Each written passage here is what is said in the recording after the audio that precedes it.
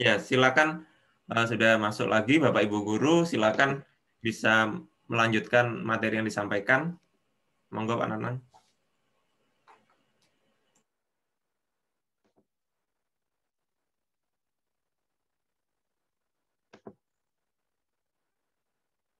Sudah muncul Pak ya, share screen-nya?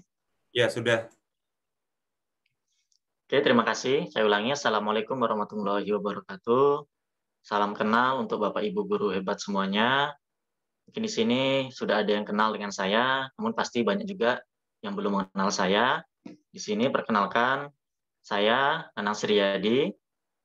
Saya lahir di Aceh Tengah, 2 Mei 1992. Jadi mungkin di Aceh saya hanya sebentar, hanya 2 tahun, lalu pindah ke Jambi sampai saat ini. Nah, jadi dalam dunia pendidikan, di sini mungkin saya belum terlalu banyak berpengalaman, karena baru seumur jagung, saya terjun di dunia pendidikan. Jadi saya mulai mengajar itu tahun 2014, dan menjadi ASN itu tahun 2019 sampai sekarang.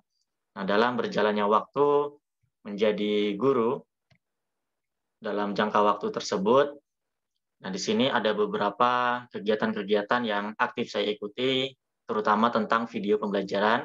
Di situ saya mendapatkan dari 2017 sampai 2020 nominasi. Tahun 2019 itu Harapan 2, festival video edukasi yang diadakan oleh Kemdikbud. Nah, tahun 2020 ini, yang kemarin saya mengikuti seleksi Duta Rumah Belajar, namun hanya sampai di 5 besar pada seleksi tersebut. Saat ini saya mengajar di SMP Negeri 48 Muaro Jambi, mengajar matematika. Nah, izinkan saya berbagi tentang pengelolaan Google Classroom. Jadi, di sekolah kami dalam pandemi ini menggunakannya Google Classroom. Namun sebelum pandemi sebenarnya saya sudah jauh-jauh hari sudah menggunakan LMS. Namun karena pandemi ini kami menyepakati menggunakan Google Classroom di sekolah. Selain menjadi guru, saya juga aktif di YouTube untuk membuat tutorial-tutorial tentang pendidikan.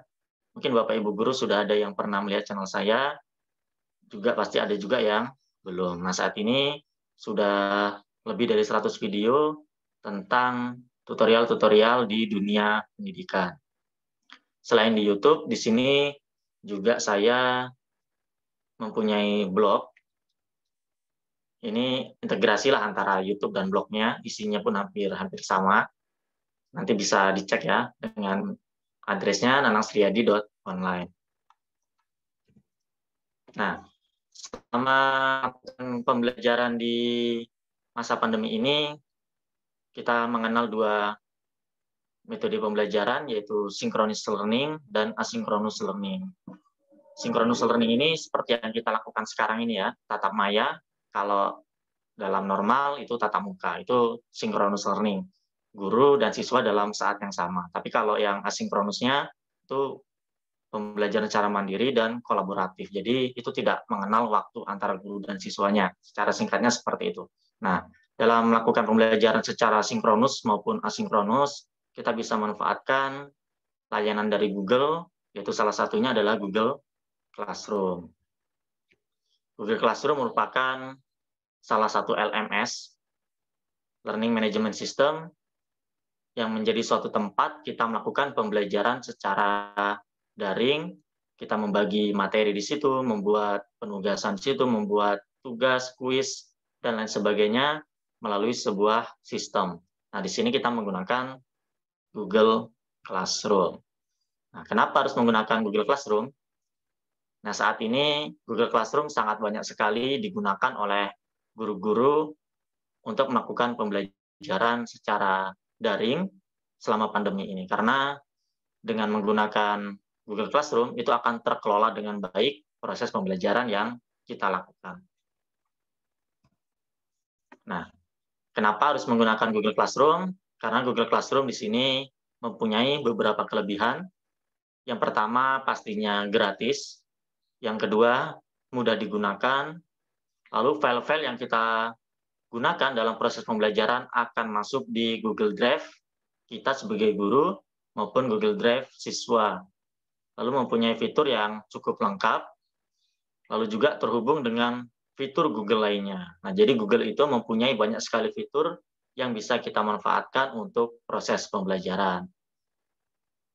Dan juga untuk mengakses Google Classroom dan fitur-fitur Google yang lainnya, itu cukup menggunakan satu akun saja. Jadi kalau kita sudah mempunyai Gmail, baik yang pribadi maupun yang Google Suite for Education, itu dengan satu akun kita bisa menggunakan semua layanan dari Google, termasuk Google Classroom. Jadi kita sebagai guru maupun siswa kita tidak perlu membuat akun baru lagi. Nah, ini kelebihan dari Google Classroom juga. Dan juga Google Classroom merupakan aplikasi yang populer yang digunakan dalam proses pembelajaran yang menggunakan LMS atau Learning Management System. Ini bisa dicari nanti di pencarian Google tentang Google Classroom. Itu merupakan aplikasi terpopuler yang digunakan untuk proses pembelajaran dibanding dengan LMS-LMS yang lainnya. Nah, pastinya LMS Google Classroom dan yang lainnya mempunyai keunggulan masing-masing. Nah, kita akan fokus di sini tentang menggunakan Google Classroom. Nah, sebelumnya, beberapa waktu lalu, pemerintah melalui Kemdikbud sudah meluncurkan akun pembelajaran, yaitu dengan domain belajar.id, atau ini merupakan akun Google Suite for Education. Jadi akun Google yang khusus didesain atau dibuat untuk proses pendidikan yang bisa dikontrol melalui adminnya. Nah, di sini adminnya sekolah mempunyai admin, dan dari kementerian juga itu mempunyai admin apabila kita mempunyai masalah dari akun yang kita gunakan. Berbeda ya dengan akun Gmail yang biasa. Kalau akun Gmail yang biasa, kita langsung ke Google-nya langsung. Nah, kalau di sini kita mempunyai admin di sekolah dan di kementerian. Nah, seperti itu akun belajar. Nah, sebelumnya mungkin Bapak Ibu di sini sudah ada yang mempunyai atau sudah menggunakan. Kalau mempunyai, sepertinya semuanya mempunyai, tinggal sudah diaktifasi atau digunakan atau belum. Nah, jadi dengan menggunakan akun belajar ini di Google Classroom itu memiliki beberapa perbedaan dibandingkan dengan kita mengakses Google Classroom menggunakan akun Gmail kita biasa. Nah, untuk domainnya akun belajar dari Kemdikbud ini, kalau saya sebagai guru SMP, itu @guru.smp.belajar.id. Nah, kalau akun kita yang biasa kan @gmail.com. Nah, beberapa perbedaan yang sudah saya temui di dalam kelas yang kita buat, itu langsung tersedia link Google Meet kalau kita ingin melakukan proses video konferensi dengan siswa kita. Kalau yang Gmail biasa, itu kita harus membuat Google Meet sendiri. Nah, kalau yang akun belajar ini sudah disediakan situ. Lalu ada menu impor nilai. Menu impor nilai ini kalau kita menggunakan kuis berupa Google Formulir maupun Quizzes. Nah, seperti itu. Kalau biasanya menggunakan akun Gmail, kita akan membuat kuis, kita menggunakan Google Formulir. Nah, setelah siswa selesai, nilainya muncul, kan masuknya ke spreadsheet. Kalau kita menggunakan akun Gmail, itu tidak bisa dimasukkan secara otomatis ke nilai yang ada di Google Classroom. Kalau kita menggunakan akun GSE atau akun belajar ini, kita bisa melakukan klik impor nilai. Dan pastinya kapasitas Google Drive-nya itu unlimited. Kalau akun Gmail biasa kita itu hanya 15 GB.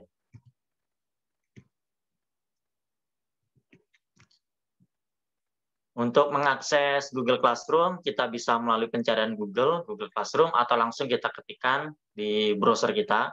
Kita menggunakan Google Chrome ya, kalau saya, classroom.google.com. Itu nanti kita klik, dan kita akan dialihkan ke halaman awal Google Classroom. Jadi tampilan awalnya seperti ini. Nah, jadi saat ini saya akan tampilkan secara singkat-singkat dulu apa yang ada di Google Classroom melalui slide ini. Nanti selama 3 hari akan kita bedah, langsung kita praktekkan. Nah, jadi awal ini kita tampilkan dulu apa-apa saja yang ada di Google Classroom.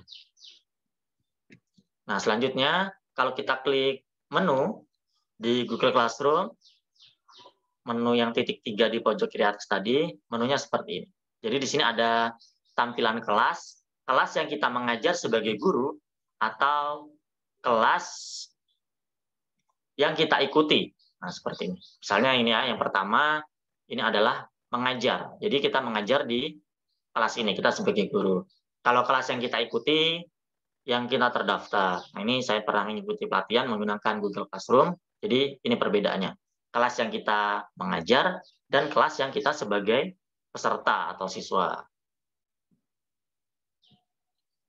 Nah, di Google Classroom juga terkoneksi dengan fitur Google lainnya, yaitu kalender.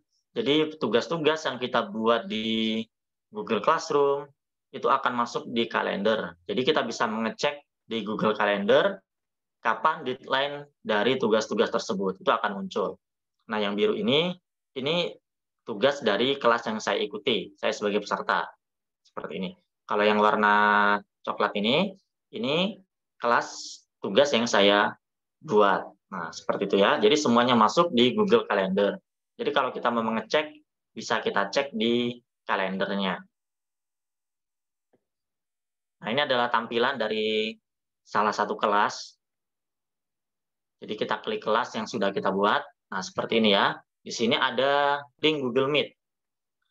Ada nama kelasnya, lalu di bawahnya ada kode kelas, dan di bawahnya ada link Google Meet. Nanti di akun siswa, kalau siswanya juga menggunakan akun belajar, itu akan muncul link tersebut. Jadi kalau kita mau melakukan video konferensi menggunakan Google Meet, kita tinggal klik link tersebut. Siswa juga tinggal klik link tersebut. Kita tidak perlu membuat video konferensi baru menggunakan Google Meet karena sudah tersedia. Itu perbedaannya kalau kita menggunakan akun belajar yang pertama. Nah, di kelas tadi pertama itu adalah untuk berdiskusi ya. Kita bisa memberitahukan sesuatu, memberikan pengumuman atau membuat forum diskusi bisa melalui tab forum ini. Tab selanjutnya di sini adalah tugas kelas. Nah, di tugas kelas ini bisa kita rinci berdasarkan bab atau berdasarkan pertemuan ataupun berdasarkan kompetensi dasar. Nah, ini saya contohkan berdasarkan KD 1 misalnya. Nah, ini topik nah, di sini ya. Kita bisa membuat topik, bisa membuat penugasan, bisa membuat kuis dan lain-lainnya. Nah, untuk membuatnya kita klik tanda panahnya, apa-apa saja yang bisa kita buat di tab tugas ini. Nah, ini ya. Kita bisa membuat tugas, kuis, pertanyaan, materi, atau menggunakan kembali postingan yang sudah kita buat. Dan yang paling bawah kita bisa membuat topik. Nah, nanti akan kita praktekkan. Nanti ada pembagiannya yang kita praktekkan di pertemuan 1 ini apa, pertemuan 2 itu apa, pertemuan 3 itu apa. Selanjutnya di anggota. Nah, di sini anggota ada guru dan ada siswa. Nah, guru berarti kita yang membuat kelas tersebut. Kalau di siswa berarti siswa-siswa kita yang sudah bergabung. Ini contoh kelas yang saya gunakan ya. Ini untuk contoh saja. Jadi guru, selain kita sendiri yang mengajar, kita bisa berkolaborasi dengan guru lain yang ada di sekolah. Kita bisa menambahkan guru dengan klik tanda tambah di tab guru, dan kita bisa menambah siswa dengan klik tambah. Kalau menambah guru, kita harus memasukkan emailnya. Kalau memasukkan siswa, nanti kita bisa membagikan link untuk bergabung di kelas ini dan juga memasukkan email siswa. Jadi ada 2 pilihan untuk siswa. Nah, jadi teknisnya tergantung Bapak Ibu semua bagaimana di sekolah. Apakah satu kelas untuk semua guru atau semua guru membuat kelas masing-masing. Itu tergantung dari kesepakatan Bapak Ibu di sekolahnya masing-masing. Itu mempunyai kelebihan dan kekurangan masing-masing. Selanjutnya di menu kelas ini ada menu nilai. Nah, di sini ada menu nilai, nilai-nilai yang sudah masuk dari hasil pekerjaan siswa dari tugas-tugas dan kuis yang kita berikan sebelumnya. Jadi nilainya akan terekap di sini. Jadi kapanpun kita membutuhkan data tersebut bisa kita buka kapan saja. Yang penting kita login menggunakan akun Google kita.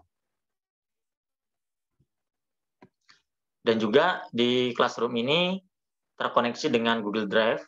Jadi apa-apa saja yang sudah kita masukkan dalam proses pembelajaran yang kita gunakan, materinya, kuisnya, hasil pekerjaan siswa, itu akan masuk di Google Drive. Ini ya, yang di akun tadi, kan ada 2 kelasnya. Baik kelas yang kita buat maupun kelas yang kita ikuti. Semuanya akan ada foldernya di Google Drive kita, yaitu di folder Classroom. Nah, ini kita buka kelas yang saya buat, muncul semuanya yang sudah kita buat.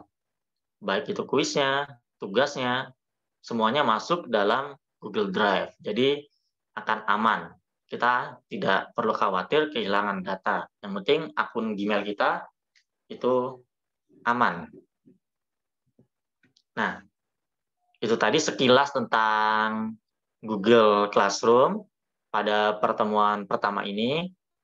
Karena kita ada 3 hari ya, dalam 1 hari nanti akan dibagi Google Classroom dan kelas C. Jadi kita gunakan seefektif mungkin.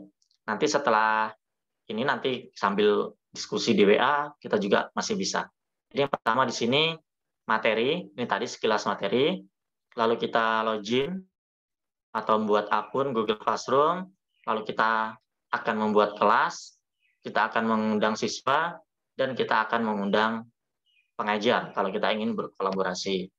Untuk pertemuan selanjutnya, pertemuan besok, kita akan membuat forum diskusi, kita akan membuat topik, memasukkan materi, membuat tugas, dan membuat kuis. Nah, untuk yang pertemuan ketiga nanti, kita akan mengoreksi tugas, mengoreksi kuis, dan import nilai, membuat video konferensi, mengelola Google Calendar, dan mengelola Google Drive. Nah, nanti sambil berjalan waktu kita akan diskusikan pertama. Oke, kita akan mempraktekkan yang pertama. Kita login, membuat kelas, mengundang siswa, dan mengundang pengajar untuk yang pertama ini. Oke, saya stop share screen dulu dan akan saya share screen ulang dari Google Chrome-nya.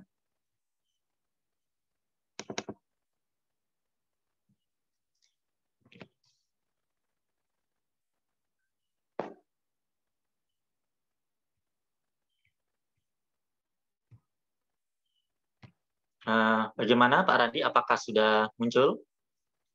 Ya, Share sudah. screen dari Google Chrome-nya? Oke. Kalau sudah, kita akan mempraktekannya.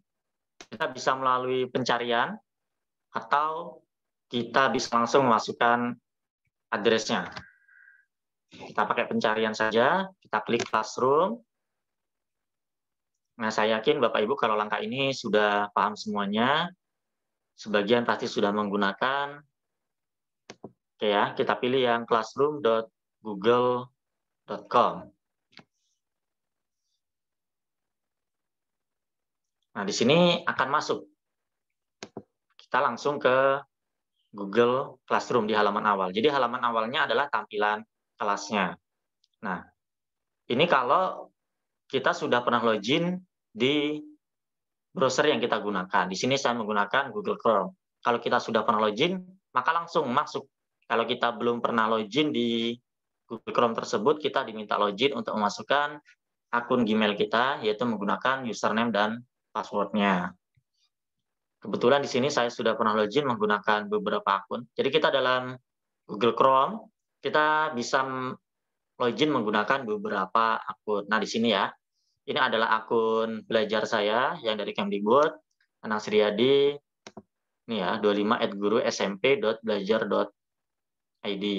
Kalau yang ini adalah akun biasa saya. Nah, jadi kita bisa memilih. Kita membuka Classroom ini menggunakan akun yang mana. Ini saya contohkan menggunakan akun pribadi.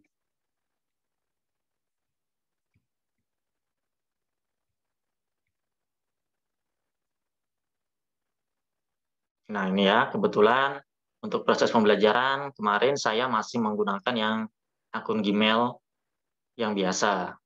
Untuk yang akun belajar itu masih belum semuanya siswanya itu diberikan, belum diaktifasi semuanya. Jadi masih menggunakan akun Gmail yang biasa. Nah, ini ya, sudah cukup banyak kelas yang saya pakai. Oke, kita kembali ke yang menggunakan akun belajar, karena ada perbedaan seperti yang sudah saya jelaskan di depan tadi. Oke, jadi yang pertama login, dan kita memilih salah satu akun yang akan kita gunakan untuk masuk di Google Classroom ini. Nah, kita lihat di menu. Nah, di sini ada kelas kita terdaftar dan kelas kita mengajar seperti yang kita buat tadi. Oke, untuk membuat kelas, kita bisa klik tanda tambah di sini. Kalau klik tanda tambah, ini menunya akan muncul gabung kelas atau buat kelas. Jadi kita bisa bergabung dengan kelas orang juga, walaupun kita sebagai pengajar ya. Nah, tapi di sini kita fokus untuk yang membuat kelas. Kita klik buat kelas, misalnya kelas. Ini tergantung di sekolah Bapak Ibu, satu kelas digunakan oleh seluruh guru atau masing-masing guru membuat kelas. Itu ada plus minusnya masing-masing. Oke, misalnya ini secara pribadi saja, matematika kelas 8. Nah, bagiannya ini misalnya kelas A, kelas B, maupun kelas C. Nah, misalnya kita yang A, mata pelajarannya matematika. Walaupun di sini ada mata pelajaran, di atas tetap kita ketikkan matematika, itu untuk memudahkan siswa, karena siswa pastinya mempunyai banyak kelas. Jadi kalau cuma kelas 8 gitu saja nanti bingung kalau masing-masing guru membuatnya. Ini ruangannya boleh diisi, boleh dikosongkan. Kalau misalnya ruangannya itu mempunyai nama, itu bisa dimasukkan. Misalnya kelas 8A.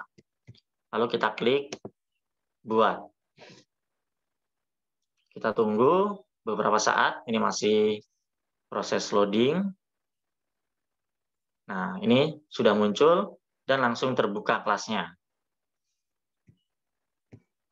Nah, di sini ada kode kelas yang kita gunakan untuk mengundang siswa masuk ke kelas kita. Ini ya, yang R56YMWR. Ini kita bagikan ke siswa. Kalau dengan cara ini, siswa harus masuk dulu ke classroom, lalu klik tanda tambah tadi, gabung kelas, dan memasukkan kode ini. Nanti siswa akan masuk ke kelas yang sudah kita buat. Nah, di sini ada link Google Meet-nya.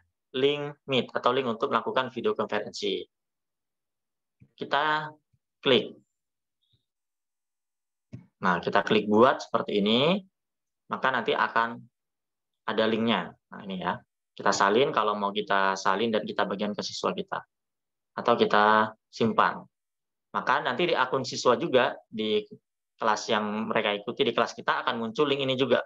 Jadi kalau kita mau melakukan video konferensi dengan siswa, jadi kalau Google ini dia video konferensinya adalah Google Meet. Jadi terkoneksi antara Google Classroom dan Google Meet-nya. Jadi tinggal kita klik link ini nanti akan masuk. Nanti ini akan kita praktekkan di yang selanjutnya. Ya, di sini yang pertama adalah forum, lalu ada tugas kelas, ada anggota, dan nilai. Nah, kebetulan ini kan masih banyak yang kosong. Oke, kita praktekkan sesuai dengan yang kita rencanakan tadi. Pada kali ini kita akan membuat kelas, mengundang siswa, dan mengundang guru kalau ingin berkolaborasi. Nah, sini ya, siswanya masih kosong nih. Jadi cara membagikan siswa, ini ada berbagai macam. Kalau klik tanda tambah, ini akan muncul link undangan. Ini kita salin, kita klik ini saja ya, salin link undangan. Nah, di sini kita bisa membagikannya ke WA, di grup WA, atau secara pribadi ke chat siswa, kita bagikan. Nanti kalau siswa klik link ini, akan masuk ke kelas kita langsung. Atau ini akan memasukkan email siswa. Kalau kita tahu email siswa, bisa kita masukkan satu persatu. Atau bisa kita bagikan dengan kode yang di awal tadi. Jadi untuk mengundang siswa ada 3 cara. Yang pertama menggunakan kode kelas. Yang kedua itu menggunakan link undangan. Dan yang ketiga itu menggunakan nama atau email. Nah, seperti itu. Untuk guru, ini juga kita bisa mengundang pengajar. Misalnya ini ya, jadi kalau untuk mengundang pengajar ini harus memasukkan nama atau emailnya. Coba kita masukkan email saya yang satunya. Nah ini ya, kalau emang ini sudah pernah berinteraksi akan masuk di sini. Kita klik undang. Maka nanti ini akan muncul melalui Gmail. Gmail di email kita yang satunya yang biasa. Seperti itu.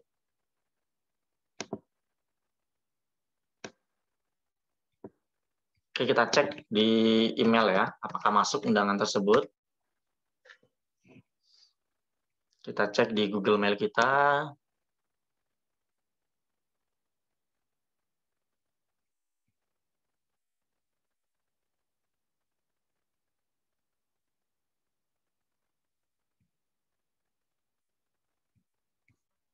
Oke, ini masih yang akun belajar.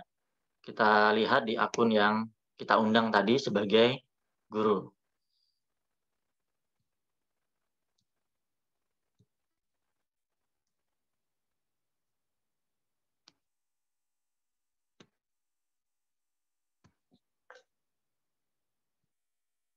Nah, ini ya, muncul ya, invitation to teach di kelas Matematika 8A. Oke, kita buka. Nah, undangannya seperti ini bentuknya.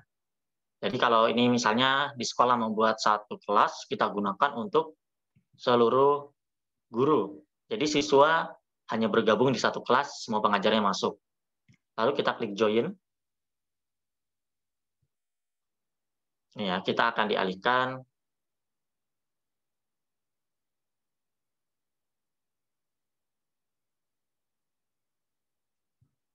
Oke, kita lihat di anggotanya sudah masuk.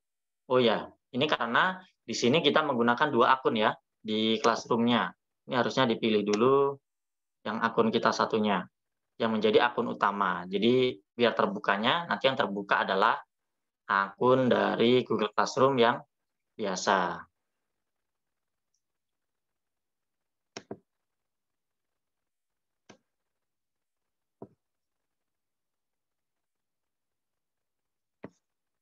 Oke, kita coba sekali lagi di emailnya.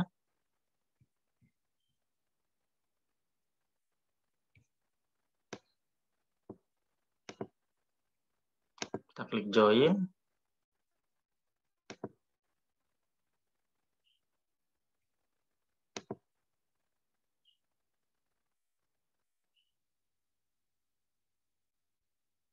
Oke ya, ini mohon maaf karena ini akun yang nomor 1, ini adalah akun belajar, yang akun nomor 2 adalah yang akun yang kita undang tadi. Jadi kalau kita klik linknya, klik join, itu akan muncul loginnya menggunakan akun yang belajarnya, karena itu adalah akun yang nomor 1 di Google Chrome ini. Jadi, tapi secara langkahnya seperti itu. Jadi kalau bisa di Chrome-nya itu satu akun gitu ya. Ini bisa tapi harus di logout dulu ya. Nah, jadi saat kita klik join, nanti kita email yang diundang tadi, dan di anggota kelasnya juga akan muncul ya. Coba terus lagi. Nah, belum masuk ya, karena tadi saat kita klik join, masuk ke Classroom-nya menggunakan akun belajar, bukan menggunakan akun pribadi. Jadi ini harus saya logout dulu, baru fokus menggunakan satu akun atau yang akun pribadinya di pertama, nanti baru bisa masuk ke kelas yang kita undang tadi. Nah, jadi seperti itu ya. Jadi caranya untuk mengundang guru itu dengan memasukkan email, kalau mengundang siswa tadi ada 3 cara. Nah, jadi pada kesempatan yang pertama ini, nanti selanjutnya akan kita bahas di pertemuan yang selanjutnya. Jadi yang sudah kita praktekkan di sini tadi adalah membuat kelas, sudah kita buat, mengundang siswa, ada 3 cara, mengundang guru, tadi maaf ya, karena di sini akun utama di Chrome ini tadi menggunakan belajar, jadi saat dari email tadi kita masukkan, masuk ke Classroom-nya, menggunakan akun belajar juga, harusnya ditukar dulu. Yang menjadi akun utama adalah akun yang pribadi atau yang diundang. Jadi seperti itu ya, nanti kalau ada permasalahan yang terjadi.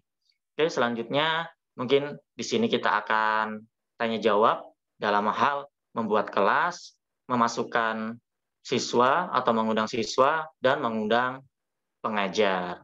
Nah, itu ya pada yang kesempatan kali ini, karena setelah ini masih ada materi yang kedua. Mungkin kita diberi waktu nih Pak Randi ya, kalau ada ingin yang tanya jawab untuk di pertemuan yang pertama ini. Ya, ya terima kasih Pak Nanang. Ya, jadi Bapak Ibu, jadi ada materi Pak Nanang nanti kita bagi beberapa hari, mulai dari membuat kelas, kemudian nanti mungkin membuat apa, dan apalagi Pak Nanang membuat kuis ya, membuat kuis dan Ya, Google sinkronisasi dengan Google Calendar dan yang lain nanti ada di hari kedua dan hari ketiga. Jadi ada 3 hari. Untuk ini masih yang awal dulu, dasar dulu, nanti silakan bisa sambil nanti tanya-tanya ya. Oke. Berikutnya sebelum sesi tanya jawab, kita lanjut materi yang kedua terlebih dahulu. Saya persilakan untuk Pak Lendi untuk menyampaikan materinya. Untuk sesi tanya jawab nanti sekalian ya Pak Nanang ya, sekalian untuk. Oh iya Pak, iya Pak. Ya. Untuk materi nanti akan segera kami share di grup WA. Silakan Pak Lendi untuk menyampaikan materinya. Baik, terima kasih Pak Randi. Assalamualaikum warahmatullahi wabarakatuh. Selamat pagi Bapak Ibu semua. Alhamdulillah pada pagi hari ini kita masih bisa mengikuti kegiatan kelas virtual. Materi yang kedua yaitu adalah mengelola LMS Classe, pemanfaatan LMS Classe yang akan sedikit saya bantu nanti bagaimana mengelolanya. Nah, saya share screen terlebih dahulu.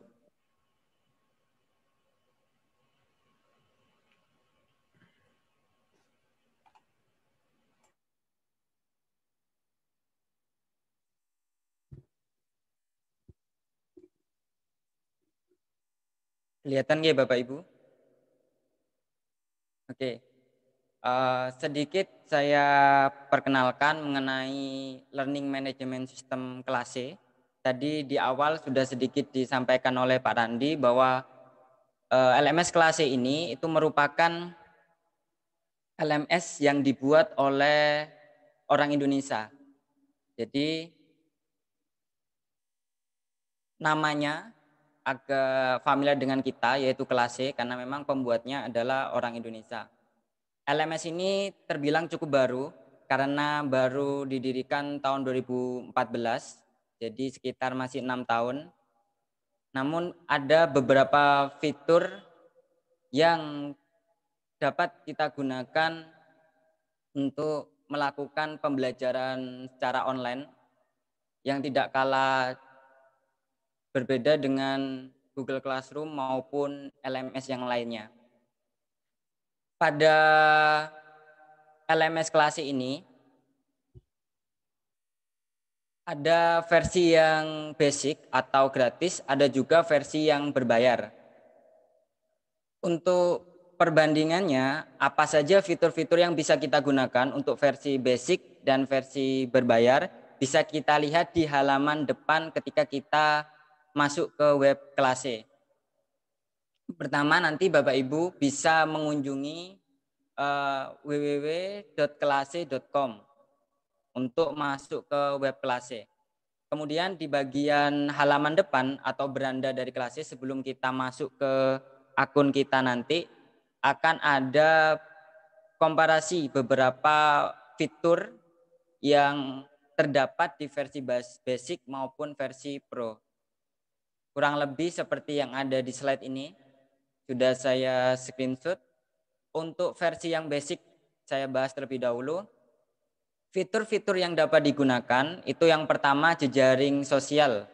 Jadi memungkinkan kita untuk berinteraksi dengan pengguna yang lain, yaitu siswa maupun guru yang lain.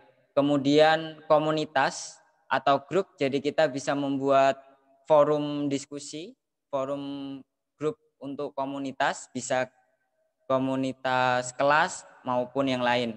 Kemudian catatan belajar sudah tersedia di versi basic.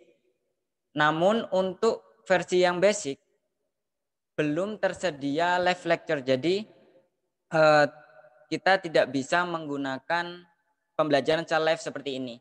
Layaknya Zoom. Hanya tersedia di versi yang pro. Kemudian untuk bacaan kita bisa menyematkan link HTML dan teks. Jadi kalau saya lihat di sini, kita belum bisa menyematkan video maupun file. Kemudian untuk tugas sudah tersedia, untuk kuis hanya ujian saja. Jadi untuk latihan soal masih belum, namun kuis yang ujian nanti bisa kita manfaatkan untuk ujian penilaian harian, bisa pilihan ganda maupun esai, sudah tersedia. Kemudian forum diskusi di dalam kelas pastinya ini, forum diskusi di dalam kelas. Kemudian alur belajar custom tidak tersedia. Kemudian laporan hasil belajar tersedia. Nanti jadi setelah kita melaksanakan evaluasi belajar, entah itu penilaian atau tugas, nanti kita bisa menerima laporan hasil belajar dari peserta didik kita. Kemudian backup kelas online tidak tersedia, blog custom tidak tersedia, dashboard statistik, pop-up pengumuman, pengelompokan siswa atau peserta, dukungan teknis tidak tersedia di versi yang basic. Untuk versi yang basic memang sangat basic, sangat dasar, jadi kita tidak bisa mengelola halaman depan. Jadi jika kita mau merubah tampilan, misalkan akan kita tampilkan background dari mungkin sekolah, halaman depan sekolah atau logo sekolah, mungkin tidak bisa. Namun untuk foto profil dan lain sebagainya masih bisa. Ini untuk perbandingan dari versi yang basic maupun yang pro. Namun meskipun basic, tapi beberapa fiturnya yang bisa kita gunakan nanti sudah lumayan bagus, jadi tidak kalah berbeda dengan Google Classroom. Jadi ada penambahan tugas, ada penambahan forum, ada penambahan ujian atau kuis, juga terdapat penambahan bacaan atau materi. Selanjutnya yang akan kita bahas pada pertemuan hari ini nanti itu adalah yang pertama pengenalan LMS Classe yang sudah saya paparkan barusan, kemudian membuat akun untuk lembaga dan pengguna.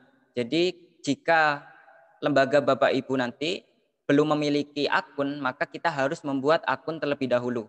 Kemudian baru kita membuat akun pengguna. Jadi akun pengguna ini untuk guru, fasilitator, kemudian untuk peserta atau siswa, dan terakhir untuk orang tua atau pengamat. Jadi hampir sama dengan LMS yang lain seperti psikologi maupun Edmodo, ada 3 pengguna, orang tua, guru, dan siswa.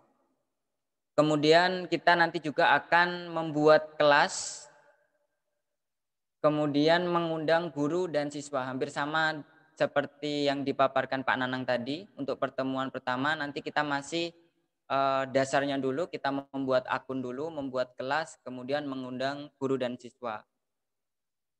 Untuk pertemuan kedua, nanti kita akan membuat forum diskusi di dalam kelas, kemudian membuat bacaan atau membuat materi, kemudian membuat tugas, kemudian membuat bank soal, dan terakhir membuat kuis.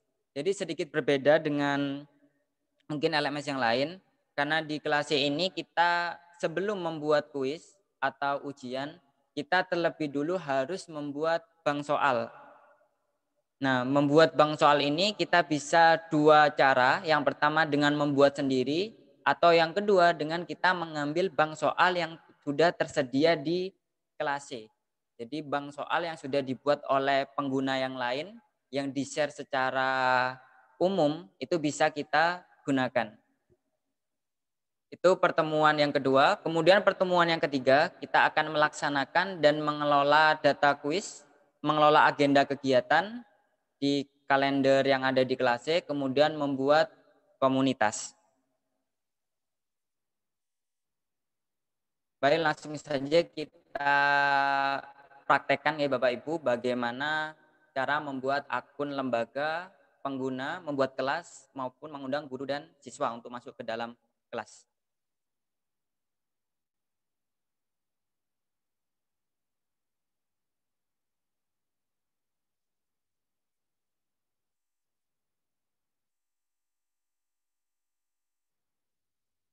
Pertama, Bapak Ibu bisa masuk ke Google Classroom, mohon maaf, Google Chrome maksud saya, atau aplikasi yang lain.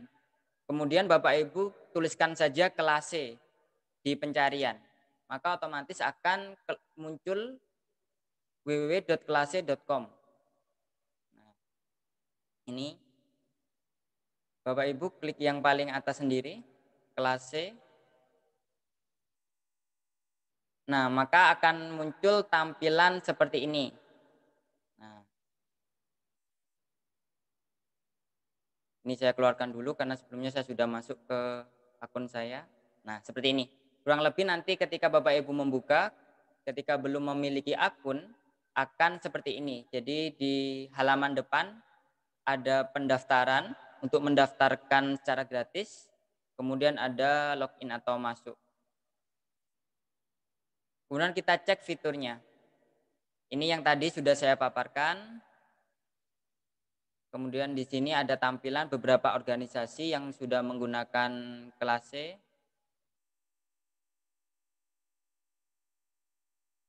Ke bawah ini ada kontak person dari pengembang dari web ini. Pastinya nanti mungkin jika Bapak Ibu berminat untuk menggunakan yang versi Pro, Bapak Ibu bisa meminta penawaran ada di sini yang tombol berwarna hijau. Nah, minta dewo dan penawaran nanti Bapak Ibu mengisikan nama lengkap, kemudian pesan dan email. Nanti akan terkirim ke akun dari pengembang. Nanti akan ada balasan untuk tindakan lebih lanjut.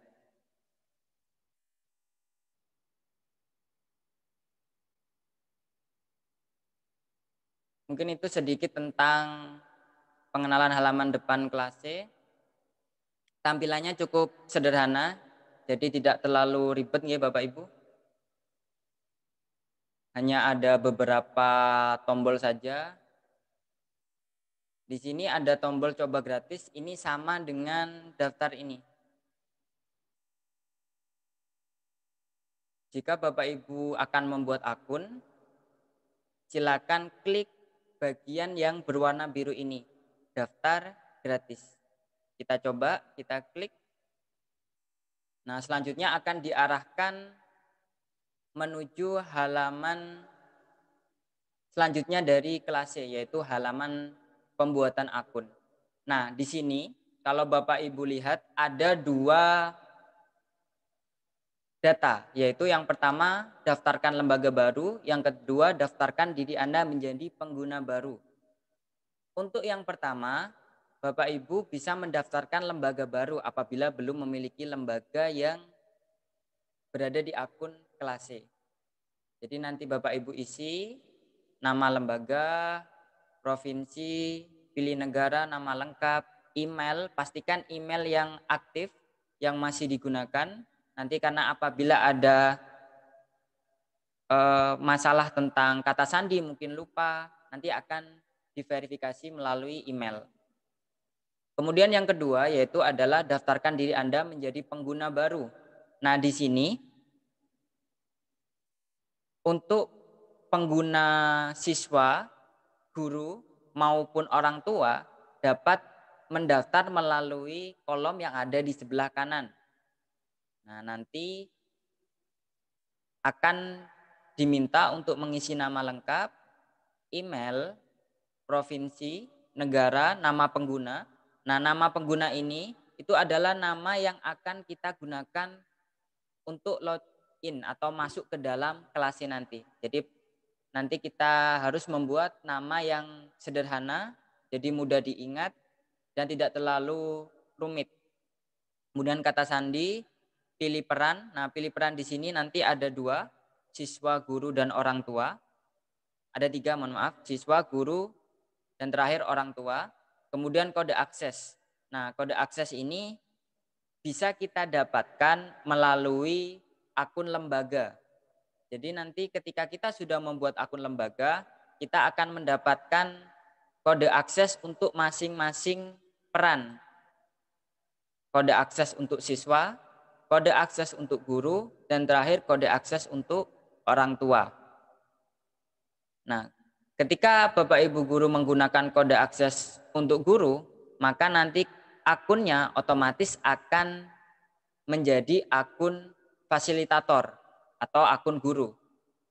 Begitu juga jika menggunakan kode akses untuk siswa, maka akunnya nanti akan berupa akun untuk peserta atau siswa. Dan terakhir akun untuk orang tua. Mungkin ada beberapa perbedaan ketika nanti membuka dengan menggunakan akun siswa maupun dengan menggunakan akun orang tua. Ada perbedaan tampilan, beberapa yang tidak bisa kita gunakan dan beberapa yang bisa kita gunakan. Pastinya untuk guru memungkinkan kita untuk melakukan editing kelas, melakukan penambahan tugas, bacaan, membuat kuis dan lain sebagainya. Tapi ketika kita masuk menggunakan akun siswa, beberapa fitur itu tidak bisa kita manfaatkan. Jadi kita hanya bisa menjadi peserta saja. Oke, kita praktekkan. Kita membuat lembaga baru dulu karena kita belum punya lembaga. Misalkan saya membuat lembaga ini misalkan degree private, kemudian jenis lembaganya Bapak Ibu bisa pilih SD atau SMP, SMA sederajat, universitas atau lainnya. Karena saya di sini umum, maka saya pilih lainnya. Kemudian provinsi, saya pilih provinsi saya Jawa Timur, negaranya Indonesia.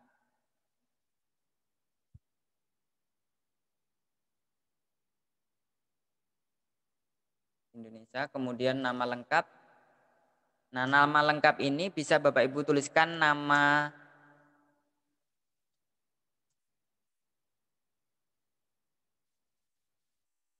misalkan seperti ini. Nama lengkap saya tuliskan secara lengkap. Meskipun di sini kita mendaftar sebagai lembaga baru, tetap tuliskan nama lengkap kita. Atau mungkin Bapak Ibu mau menggunakan nama lembaga ini lagi juga boleh, karena nanti ketika akun ini kita gunakan, itu akan menjadi akun admin dari lembaga ini. Kemudian email, kita masukkan email yang aktif. Nama pengguna. Nah, untuk nama pengguna ini Bapak Ibu gunakan yang sederhana saja. Misalkan saya menggunakan ini degree private. Ada ketentuan untuk menggunakan nama pengguna yaitu minimal 6 karakter berupa huruf, angka maupun numerik tanpa spasi, ya Bapak Ibu, tanpa spasi. Jadi tidak boleh ada spasi. Seperti ini tidak boleh. Harus tanpa spasi. Kemudian kata sandi, silakan isikan kata sandi yang mudah diingat pastinya. Kemudian kita ulangi. Kemudian kita centang, saya setuju dengan ketentuan yang berlaku. Kita coba buka ketentuannya apa saja. Nah, ini nanti Bapak Ibu bisa baca sendiri beberapa ketentuan yang berlaku, yang diberlakukan di LMS kelas C ini. Jadi kalau sudah, Bapak Ibu nanti kembali lagi ke sini. Pastikan sudah terisi semua.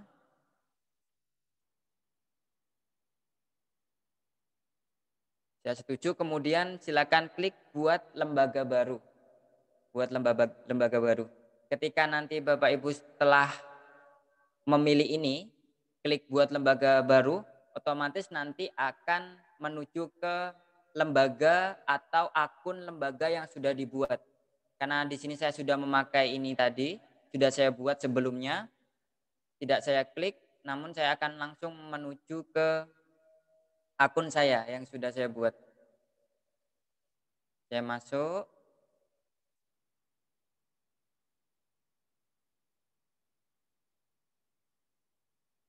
Saya masukkan akun saya.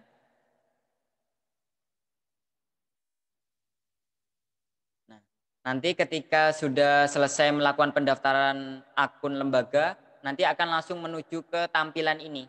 Tampilan dashboard dari lembaga kita. Sangat sederhana menurut saya Bapak Ibu. Karena di sini versi basic, jadi kita tidak bisa mengubah kayak tema seperti ini. Warnanya tetap warna biru, kemudian ini tetap tidak bisa kita custom karena versi basic. Kalau versi pro nanti memungkinkan untuk mengubah tampilannya ini disesuaikan dengan lembaganya. Selanjutnya, karena kita sudah membuat lembaga baru, maka selanjutnya adalah kita membuat akun untuk fasilitator dan peserta, yaitu untuk guru dan siswa. Karena tadi kita membutuhkan kode akses, cara melihat kode akses untuk guru, siswa maupun orang tua, Bapak Ibu bisa memilih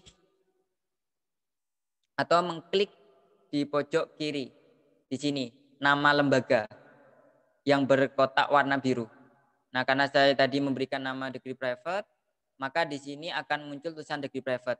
Nah, di sini Bapak Ibu bisa klik.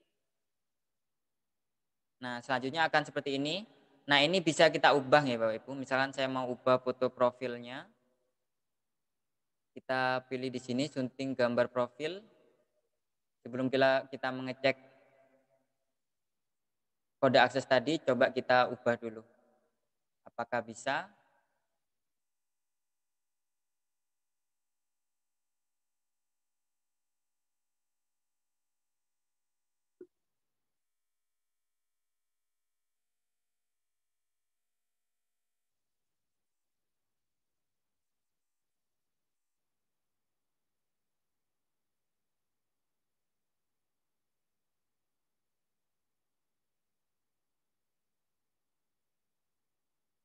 Saya coba sekali lagi. Nah, ini tambahkan gambar. Ternyata sudah muncul tadi. Tidak kelihatan. Coba kita tambahkan gambar.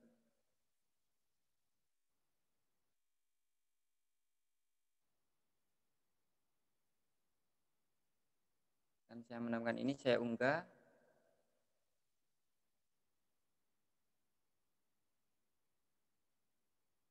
Oke, saya simpan. Kemudian covernya saya sunting juga. Saya tetap pakai gambar ini.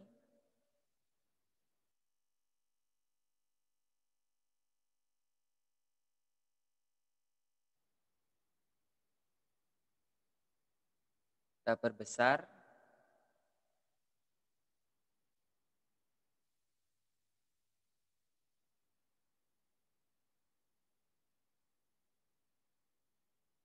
Ini saja, kemudian kita simpan. Nah, maka bisa kita ganti untuk icon atau foto profil dari lembaga kita. Kemudian kita lihat tadi yang kita cari yaitu adalah kode akses. Setelah klik degree private tadi, halaman akun lembaga ini tadi, kemudian kita scroll ke bawah Bapak Ibu. Nah, di bagian bawah ada biodata identitas tentang lembaga kita, seperti alamat, email, nomor telepon, negara yang sudah kita isikan tadi, provinsi, jenis lembaga, dan kode akses yang kita butuhkan tadi. Kode aksesnya yaitu untuk fasilitator, fasilitator ini adalah guru, yaitu adalah 234988. Itu untuk kode lembaga yang sudah saya buat. Kemudian untuk peserta atau siswa yaitu 293088. Kemudian untuk pengamat, pengamat ini adalah orang tua yaitu 950648. Nah, kode akses ini bisa Bapak Ibu bagikan ke siswa maupun guru yang lain apabila ingin menambahkan guru yang lain. Silakan di-copy. kemudian dibagikan ke siswanya atau orang tua atau guru yang lain.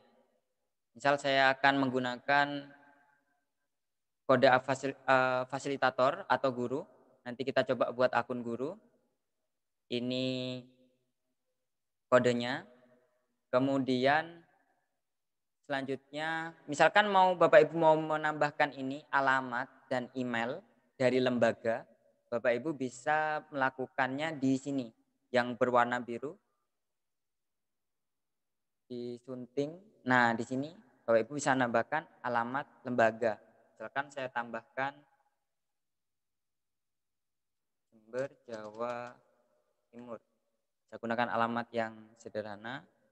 Kemudian emailnya tidak perlu. Bisa kita gunakan email yang tadi. Nomor telepon lembaga tidak perlu saya isikan. Facebook jika ada boleh ditambahkan. Twitter juga boleh ditambahkan. Kalau sudah, kita simpan. Klik tombol yang berwarna biru ini. Simpan. Maka otomatis, ternyata nomor telepon dan alamat email tidak boleh kosong Bapak Ibu jika ingin mengedit. Jadi bisa ditambahkan nanti. Kurang lebih caranya seperti itu. Kita kembali ke bagaimana menggunakan kode akses ini untuk membuat akun. Saya sudah sampai di sini, kemudian saya keluar lagi. Keluar ke halaman depan tadi. Saya keluar dari akun lembaga, kemudian saya coba mendaftar lagi untuk menjadi fasilitator atau guru. Pertama kita masukkan identitas, pastikan kolom yang berada di sebelah kanan ya Bapak Ibu. Pastikan kolom yang ada di sebelah kanan itu adalah kolom untuk pengguna anggota dari lembaga. Kita masukkan nama saya, kemudian email.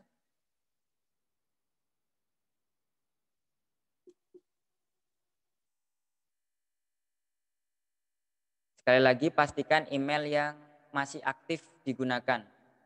Kemudian provinsi Jawa Timur, negara Indonesia, nama pengguna tanpa spasi minimal 6 karakter. Boleh menggunakan angka maupun huruf. Kata sandi. Untuk kata sandi Bapak Ibu ada beberapa syarat. Yang pertama, kita harus menggunakan huruf besar. Meskipun satu saja, kita harus menggunakan huruf besar atau huruf kapital dan juga huruf kecil. Kemudian kita harus menggunakan angka.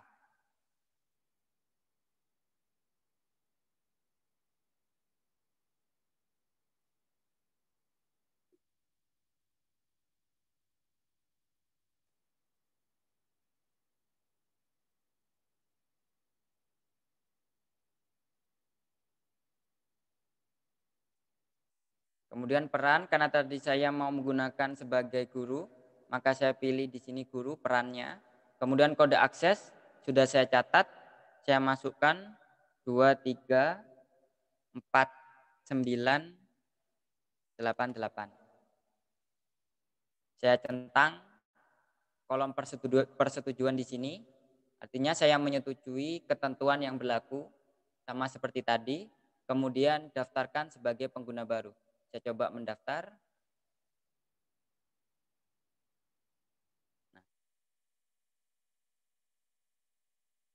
Oke, selanjutnya maka saya simpan.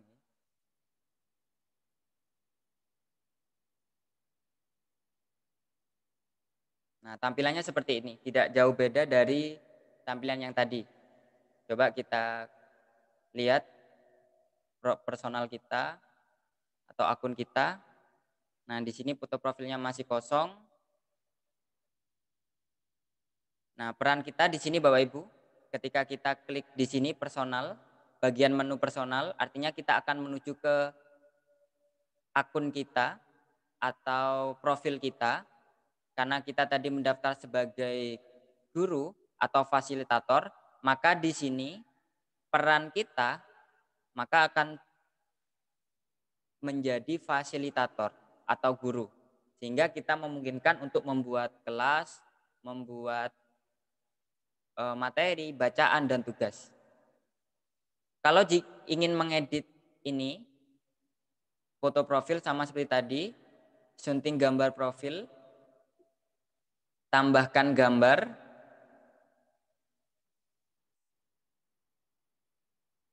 akan di sini sudah saya siapkan, saya unggah.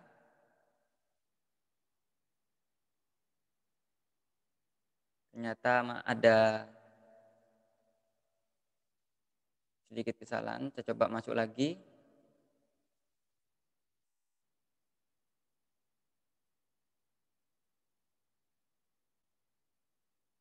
Coba masukkan kembali.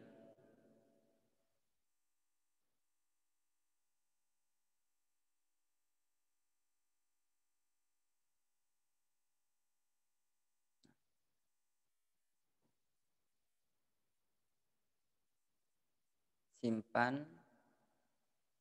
Nah, akan berubah seperti ini.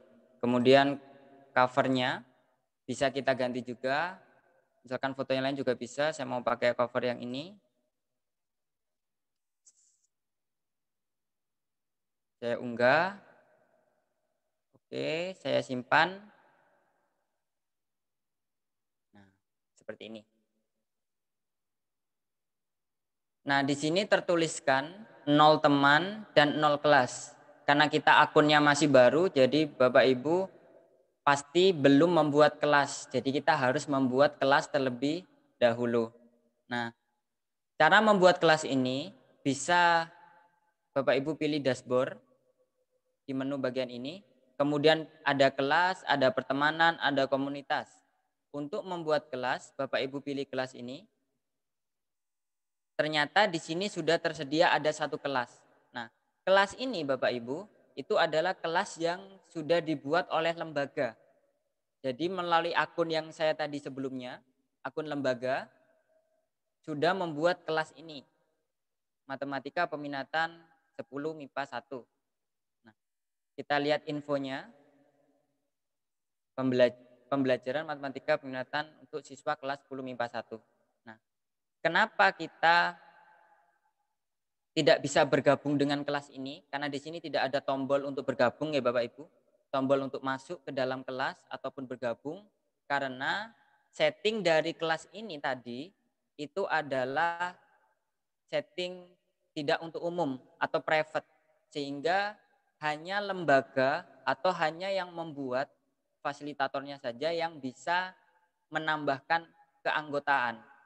Jadi tidak bisa ketika ada kelas seperti ini kemudian kita masuk, tidak bisa. Karena settingnya tadi sudah private. Coba kita buat kelas baru. Bagaimana membuat kelas yang private maupun yang untuk umum. Di sini ada tombol buat kelas. Ini saya sebagai guru ya Pak Ibu. Saya sebagai guru buat kelas. Di sini kita diminta untuk mengisikan beberapa identitas kelas atau deskripsi kelas. Pertama, misalkan saya mau masukkan matematika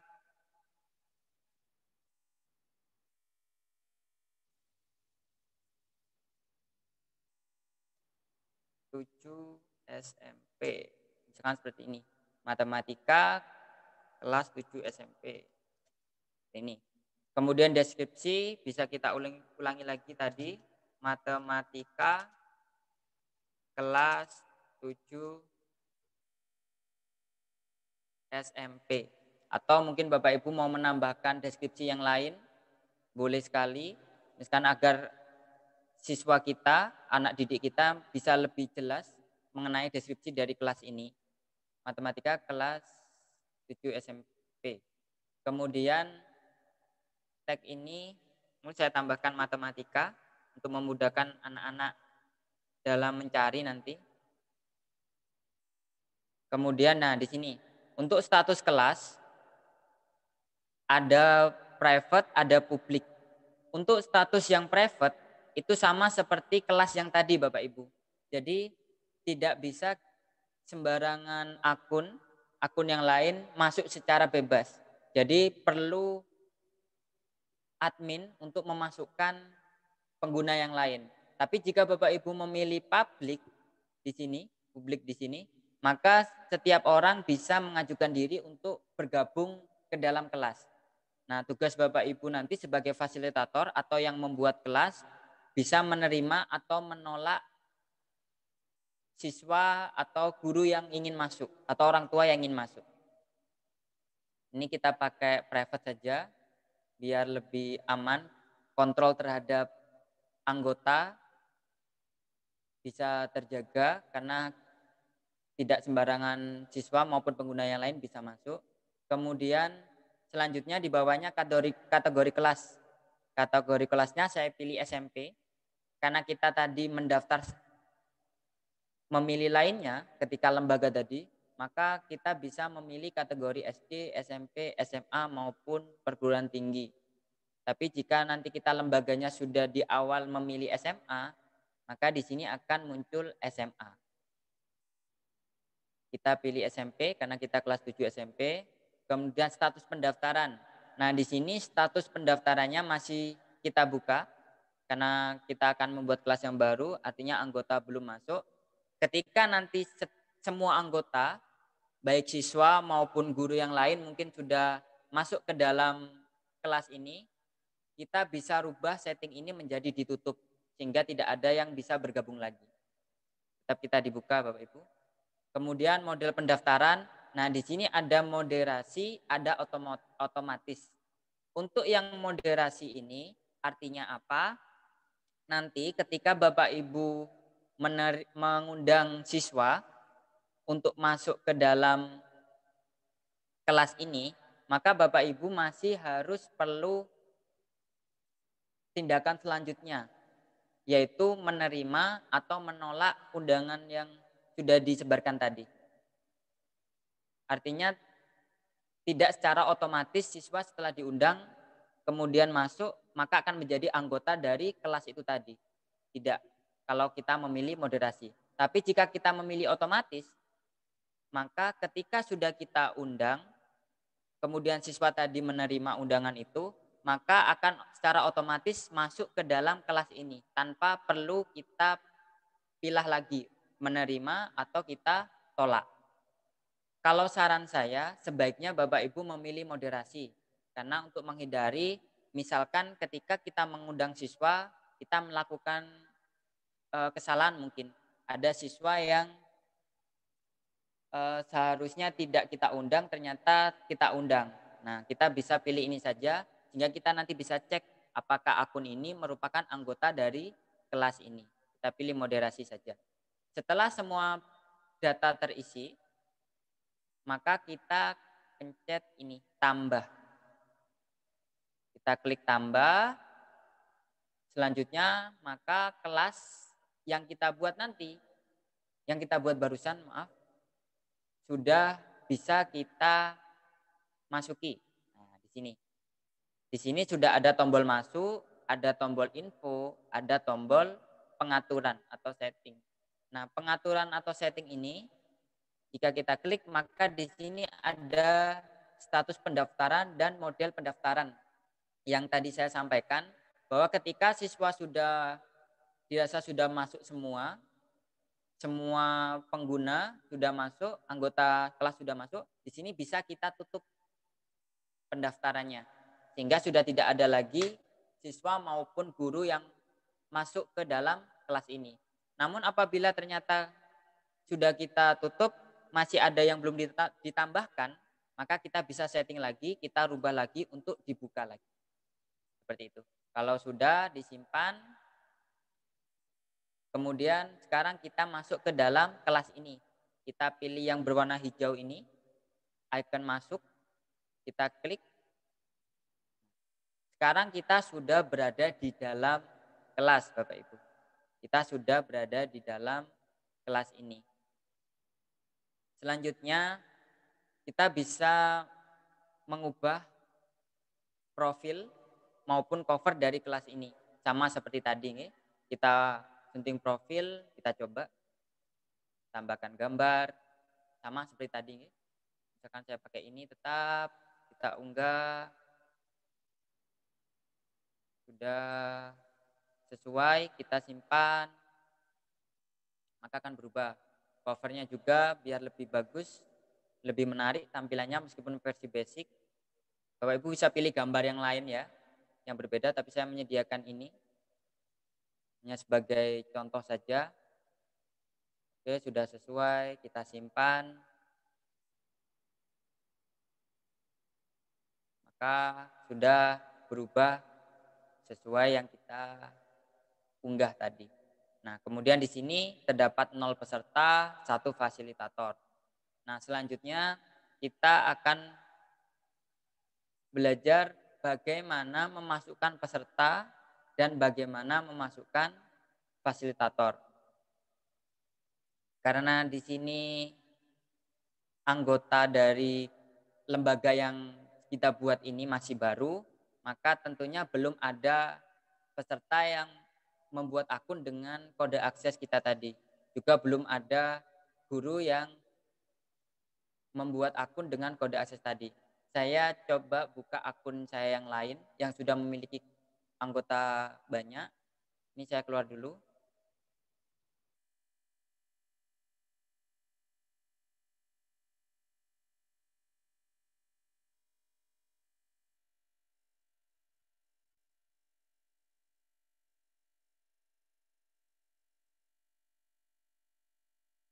Masuk ke kelas yang tadi.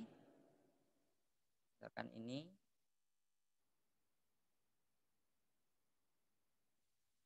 Oke, nah di sini kelas yang tadi sudah kita buat kurang lebih seperti ini tadi ya. Namun ini masih belum saya edit untuk gambar profil maupun covernya. Tapi saya akan membantu bagaimana cara memasukkan guru atau siswa. Karena di sini masih 0 siswa, kita masukkan siswa.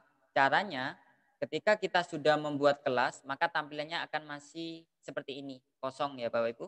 Belum ada materi, belum ada tugas, belum ada diskusi dan lain sebagainya. Masih kosong. Kita masukkan dulu siswa. Nah, Bapak Ibu bisa menuju ke bagian kanan dari halaman ini. Di sini ada kegiatan mendatang. Ini yang akan kita pelajari pada pertemuan selanjutnya besok. Kegiatan, kita membuat agenda, kemudian informasi. Nah, di sini yang kita cari, yaitu menambahkan atau mengundang siswa maupun guru. Saya coba undang siswa.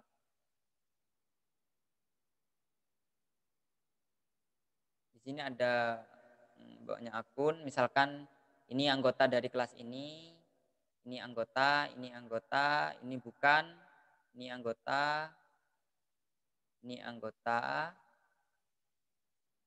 Nah, Bapak Ibu bisa pilih semua siswa yang menjadi anggota. Ada di sini saya punya 3 halaman ya, tidak terlalu banyak. Nah, jika nanti akunnya terlalu banyak, otomatis kan Bapak Ibu harus mencari satu-satu. Nah, Bapak Ibu bisa melakukan searching di sini. Kita pilih namanya saja, misalkan saya mau menambahkan Raihan. Kita cari coba nama Raihan. Ternyata tidak ada ya, undefined. Tidak ada anak yang bernama Raihan. Bapak kita coba cari yang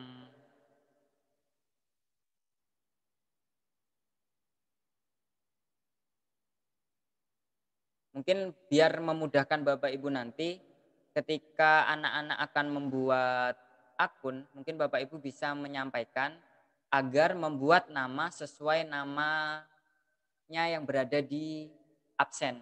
Karena anak-anak kan kalau kita tidak sampaikan seperti itu, banyak yang membuat nama-nama nyeleneh gitu Bapak Ibu, bisa pakai angka atau pakai huruf yang lain, huruf besar, huruf kecil gitu. Jadi menyulitkan kita untuk memasukkan. Jadi bisa di briefing seperti itu untuk mengundang siswa.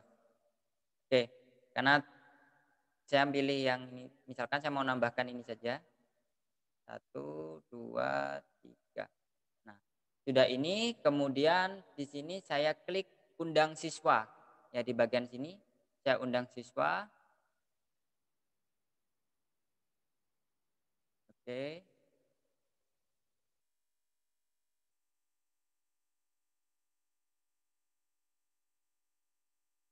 Nah, maka siswa yang kita masukkan tadi sudah mendapatkan notifikasi undangan untuk masuk ke dalam kelas yang sudah Bapak Ibu buat. Kita cek di kelasnya tadi.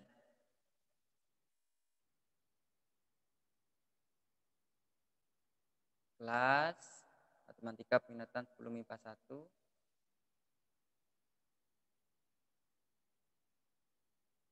Nah, di sini notifikasinya masih kosong ya, karena kita tadi menggunakan moderasi, jadi harus ada permintaan pendaftaran, jadi kita bisa tolak maupun terima.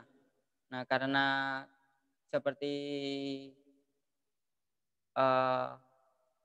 siswanya belum menerima undangan tadi, belum membuka akunnya tadi, maka di sini belum muncul. Tapi ketika nanti siswa sudah mendapatkan undangan, sudah membuka undangan yang tadi, maka dia akan bergabung ke dalam kelas ini. Nah, tugas Bapak Ibu selanjutnya adalah menerima atau menolak siswa yang akan masuk ke kelas ini tadi. Di sini nanti akan muncul di bagian kanan, tepat di informasi, di kolom informasi. Ada menerima, terima, atau ditolak. Nanti di sini. Nah, sudah ketika Bapak Ibu klik diterima, maka otomatis siswa atau guru tadi yang akan ditambahkan ke dalam kelas akan bergabung ke kelas ini. Saya kasih contoh kelas yang sudah ada siswanya. Ini matematika kelas 11. Nah, di sini Bapak Ibu. Ini kelas yang sudah ada siswa, di sini ada 1 guru, ada 25 siswa yang sudah bergabung di kelas ini. Kemudian di sini ada materi ya. Ini kita belajar di pertemuan selanjutnya, yaitu besok bagaimana menambahkan materi, kemudian diskusi, latihan soal, maupun evaluasi hasil belajarnya. Kita pelajari besok. Untuk sementara pada pertemuan kali ini kita belajar sampai sini dulu, memasukkan guru dan siswa. Cara sudah. Untuk selanjutnya saya kembalikan ke Pak Randi. Baik, terima kasih Pak Lendi atas pemaparan materinya. Baik, silakan Bapak Ibu kalau ingin bertanya silakan bisa tulis di kolom chat boleh, atau bisa juga klik raise hand, angkat tangan, nanti kami akan buka mikrofonnya untuk bertanya secara langsung kepada kedua narasumber ini, baik tentang Google Classroom maupun kelas ya. Yang jelas dari kedua platform ini, kedua LMS ini punya kelebihan dan kekurangan masing-masing. Harapannya memang kita sebagai guru ya inovatif, dan kita mampu bisa mempelajari beberapa macam, meskipun nanti yang digunakan mungkin hanya satu ya, karena kalau sudah banyak kalau terlalu banyak yang digunakan juga nggak efektif. Tapi paling tidak sebelum kita menggunakan satu ya, Bapak Ibu saya sarankan memang harus mencoba beberapa macam. Jadi nanti kalau ada pembaruan atau ada sesuatu, kita bisa update, itu yang pertama. Dan yang kemudian LMS ini, LMS Learning Management System atau kelas virtual atau namanya kelas maya dan atau yang lainnya ini sebenarnya bukan hanya dapat kita gunakan ketika masa pandemi ini ya. Harapan kami ya, Bapak Ibu meskipun sudah offline, pembelajarannya offline gitu ya, dari Pak Menteri, Pak Nadiem Makarim juga menyatakan bahwasannya online itu harus tetap berjalan. Jadi online tetap berjalan itu maksudnya jadi hybrid. Jadi sekalipun sudah tatap muka, tapi siswa juga harus mengenal namanya kelas-kelas online. Jadi ketika pengumpulan tugas, pemberian materi juga beberapa diletakkan di online, sehingga ketika mereka di rumah, mereka punya ada hal urutan materi atau yang dibaca selama pembelajaran di rumah gitu. Jadi harapan kami seperti itu. Selain itu dengan adanya kelas-kelas online seperti Google Classroom ataupun Classy dan yang lainnya itu juga dapat menghemat kertas. Jadi sifatnya sudah paperless.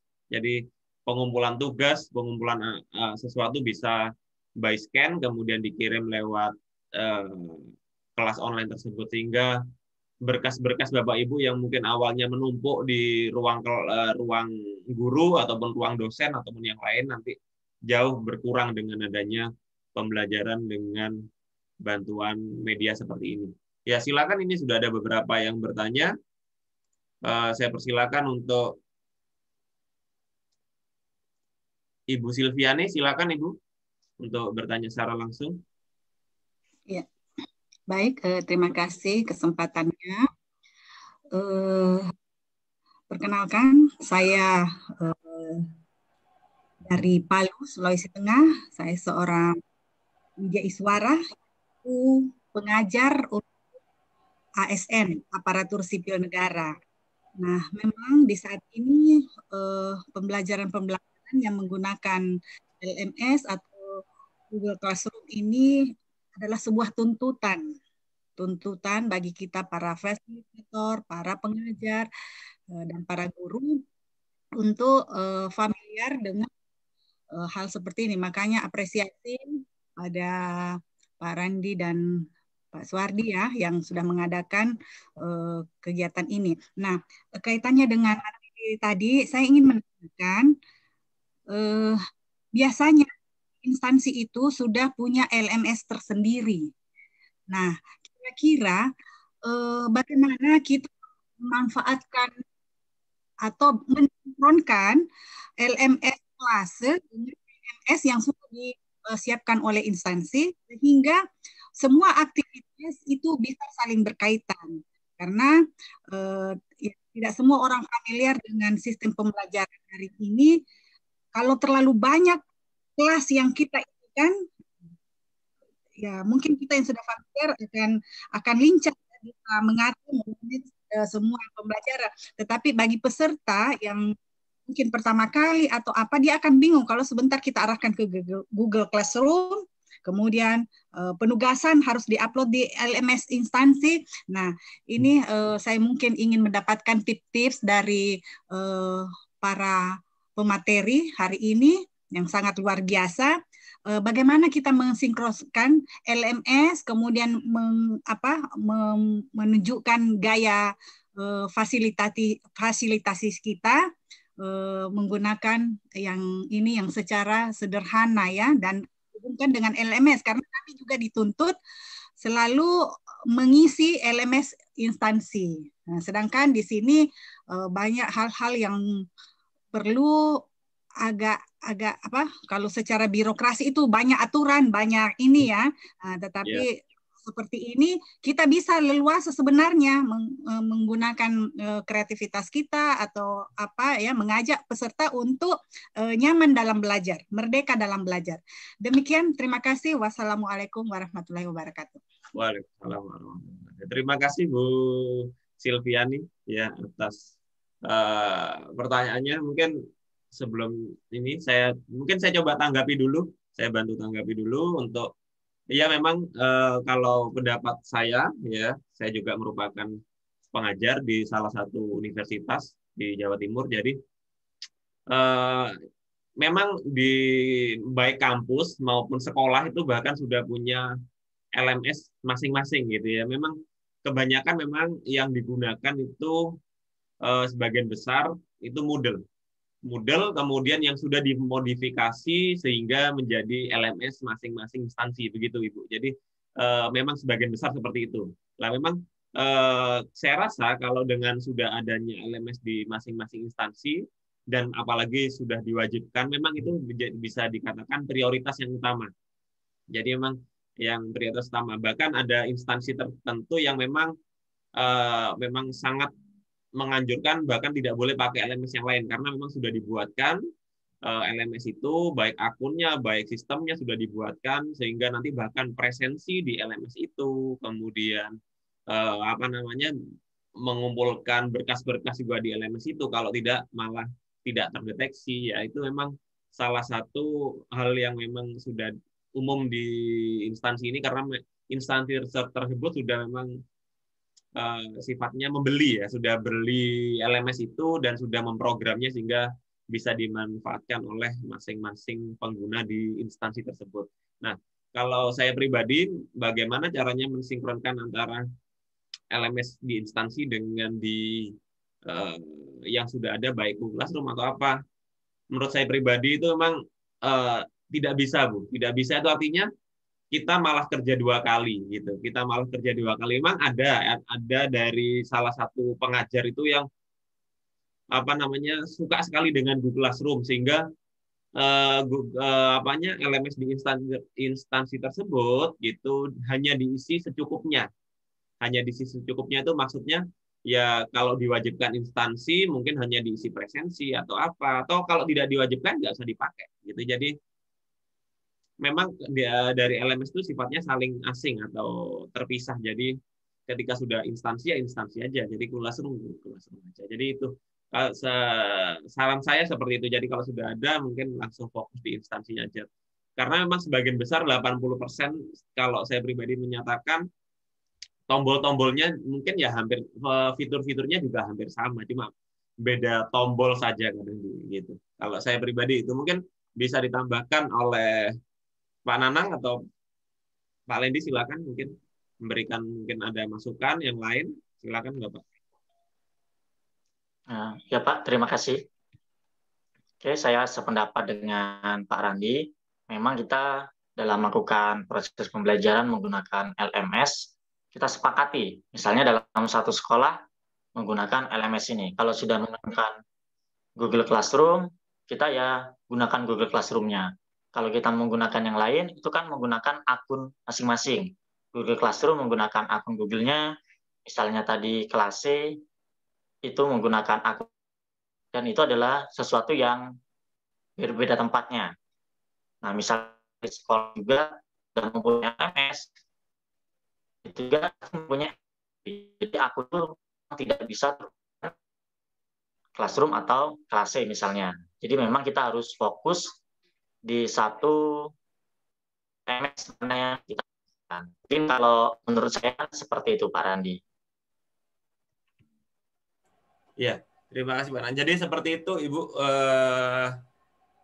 Tapi tetap artinya kita tetap bisa pelajari LMS yang lain gitu ya. Karena memang teknologi ini terus berkembang. Jadi suatu saat bisa jadi berganti gitu. Karena seringkali biasanya lembaga ini pakai ini, kemudian mungkin ganti pimpinan, ganti lagi biasanya seperti itu. Tapi kita harus terus update ilmu kita agar bisa mengikuti perkembangan zaman gitu.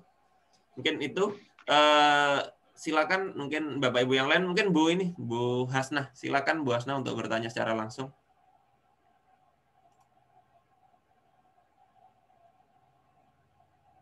Atau Bu Herli, silakan. Bu Herli Yufianda. Silakan Ibu Herli dan Bu Hasnah. Sudah saya buka mikrofonnya untuk Bu bertanya secara langsung.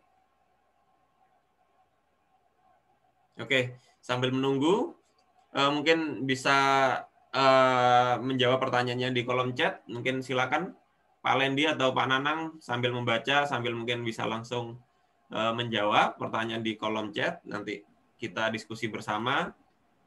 Apabila kesulitan, Bapak Ibu kesulitan, nanti Pak Nanang maupun Pak Lendi ini nanti sudah kami masukkan ke grup WA. Nanti bisa bertanya-tanya di WA tersebut ya, bisa. Kesulitannya apa, kemudian bingungnya di mana. Ya silakan Bu. Oh Pak Herli silakan Bapak. Maaf saya pikir silakan Bapak. Dari kegiatan ini memang sangat menguntungkan, apalagi yang situasi sekarang dalam keadaan pandemi, ini salah satu langkah terobosan yang dilakukan untuk pembelajaran zaman IT ya, zaman sekarang zaman IT, bukan lagi zaman yang dulu, yang memang sangat diharapkan. Yang saya tanyakan adalah bagaimana cara melihat kerja siswa, yang saya memang tadi kurang menyimak dalam pembuatan klases yang disampaikan oleh Pak Lendi. Jadi Pak Lendi nanti materinya tadi share sekali lagi, bila perlu videonya. Ada yang teman-teman yang kami konfirmasi tadi, kurang menyimak atau apa yang lainnya, nanti tolonglah di-sharekan kepada kami video dari Pak Lendi tadi. Oke, terima kasih baik Pak Herli. Ya, untuk kegiatan kami akan selalu bagikan rekaman. Jadi biasanya hari ini kita akan record, kita sudah record, nanti kami upload, kemudian nanti kami share di grup, baik rekaman maupun materi juga silakan bisa Bapak Ibu download di grup, sudah saya beri link downloadnya, nanti silakan bisa download. Mungkin kalau ada kesulitan silakan langsung bertanya. Mungkin ada pertanyaan secara spesifik Pak Herli untuk kelasnya maupun saya kalau misalnya Pak Lendi ini mau tanya, kalau misalnya program tersebut atau aplikasi tersebut secara prabayar ada maksudnya? Bagaimana Pak? Diulangi lagi, sekali lagi. Yang kita daftar tadi kan secara gratis. Kalau misalnya anak ke depan diperbarui aplikasinya dengan secara bayar, itu bagaimana? Apa kita perlu melakukan perubahan lagi atau bagaimana? Oke, silakan Pak Lendi untuk merespon, silakan Pak. Ya. Baik Pak Herli. Untuk yang saya tampilkan tadi memang kan versi yang basic. Namun apabila ingin menggunakan versi yang pro, artinya versi yang berbayar, untuk tampilannya tidak berbeda Bapak Ibu. Tidak berbeda Pak. Untuk tampilannya sama, hanya fiturnya yang bertambah. Seperti tadi, ketika saya tidak bisa merubah halaman depan atau beranda dari lembaga. Untuk tampilan gambarnya, untuk tampilan menunya, insya Allah masih sama. Hanya fiturnya saja yang bisa kita gunakan. Ya, begitu Pak Herli. Jadi saya tambahkan mungkin ini sedikit lagi. Sedikit ya, lagi boleh? Pak Lendi. Boleh. Kalau misalnya kita untuk memberikan tugas kepada siswa, misalnya lewat tadi, apakah kita hasil kerja siswa itu dapat kita lakukan analisisnya maksudnya? Oh ya. Menganalisis soal maksudnya. Ya, untuk kuis yang sudah kita buat, memang bisa kita lihat nanti analisis datanya, nanti akan saya paparkan di pertemuan ketiga. Di pertemuan ketiga nanti kita akan mengelola analisis data kuisnya. Jadi bisa Pak, bisa kita analisis per soalnya. Oke, terima kasih Pak Herli atas pertanyaannya. Jadi untuk kelasnya itu ada yang basic, ada yang pro, dan pro itu berbayar. Saya sarankan yang gratis saja karena sesungguhnya tidak terlalu banyak perbedaannya, ya, kecuali memang tampilan dashboard atau yang lainnya yang bisa di custom. Itu biasanya ketika sekolah atau instansi dari Bapak Ibu ingin bekerja sama dengan kelas C dalam hal artinya lebih spesifik, baik custom nama, custom gambar, custom apa yang sifatnya menunjukkan instansi tersebut, maka memang harus beralih ke pro, tapi sifatnya mungkin bisa didanai sekolah gitu ya. Tapi kalau sifatnya hanya perorangan, Bapak Ibu ingin memakai kelas C hanya untuk siswanya di kelas tersebut, kelasnya Bapak Ibu nggak usah yang berbayar, yang gratis saja sudah cukup lengkap fiturnya. Begitu intinya. Silakan Bapak Ibu bertanya. Silakan mungkin Bu Hasnah atau ada pertanyaan di kolom chat, silakan. Silakan mungkin Pak Lendi atau Pak Nana langsung bisa menjawab, boleh ada di kolom chat, langsung aja mana pertanyaan, mungkin silakan langsung bisa dijawab. Iya Pak Randi, ini saya mau menjawab pertanyaan dari Ibu Tri Ayu Indah Purwani. Pak Lendi, kelasnya misalnya untuk kelas 7 ada 4 kelas. Itu harus dipisahkan atau bisa dijadikan satu kelas saja Pak? Baik, saya coba jawab nggih Ibu Tri Ayu Indah. Apabila Bapak Ibu nanti mengajarnya misalkan satu jenjang beberapa kelas atau banyak kelas seperti kasusnya seperti ini, mengajar kelas 7 itu ada 4 kelas, Bapak Ibu bisa membuat satu kelas bisa, atau Bapak Ibu bedakan setiap kelasnya bisa, misalkan 7A, 7B, 7C, 7D juga bisa.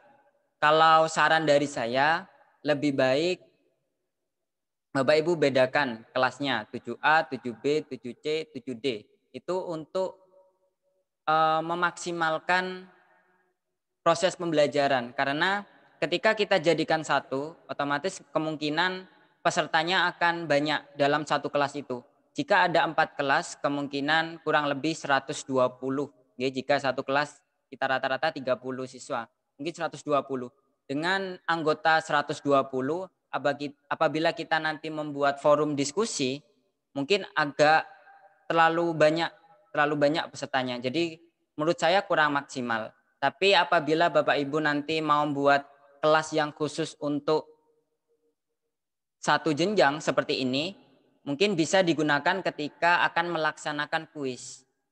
Jadi ketika ingin melaksanakan kuis, jadi Bapak Ibu tidak perlu membuat satu-satu form kuis untuk masing-masing kelas. Jadi bisa membuat hanya satu form saja di satu kelas yang bisa mencakup 4 kelas. Jadi tergantung fungsinya sih Bapak Ibu untuk membuat kelas ini. Jika untuk diskusi, saran saya lebih baik per kelas saja agar lebih maksimal ketika kita memberikan tanggapan ataupun menyampaikan materi kepada siswa. Kemudian jika ingin membuat kuis, bisa lebih memudahkan kita apabila memang satu jenjang itu dibuat satu kelas saja. Misalnya kelas 7, itu lebih mudah ke kita karena kita hanya perlu membuat soal atau form kuis hanya satu kali saja tanpa perlu membuat per kelasnya. Mungkin itu. Selanjutkan ya Pak Randi. Ini ya, di bawah.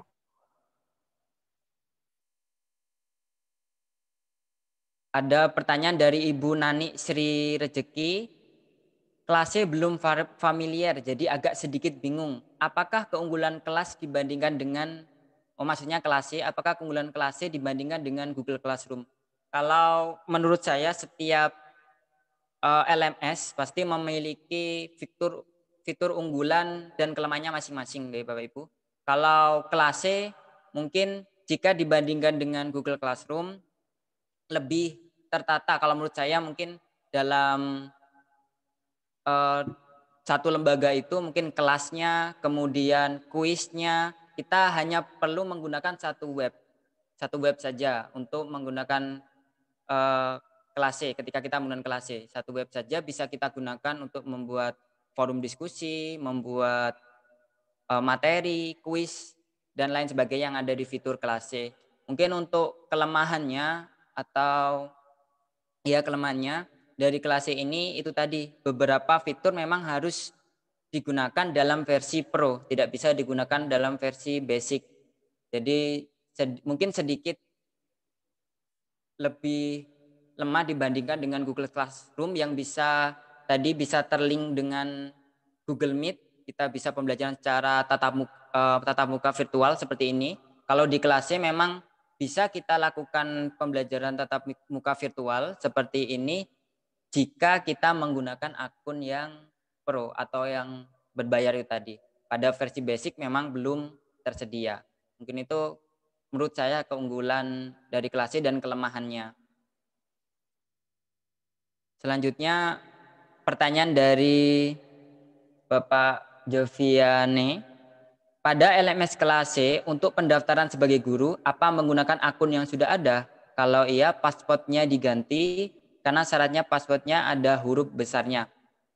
Ya Bapak Ibu, saya